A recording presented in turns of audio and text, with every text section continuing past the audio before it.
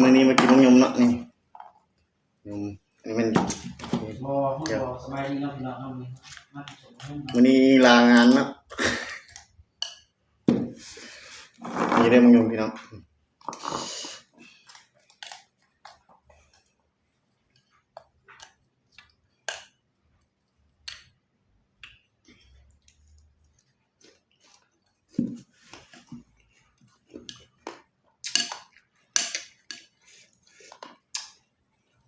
มันก็ว่าโอเคนะ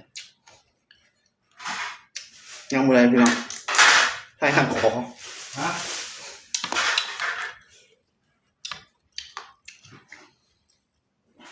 เอาพุ่งผ่านที่ตั้งเลย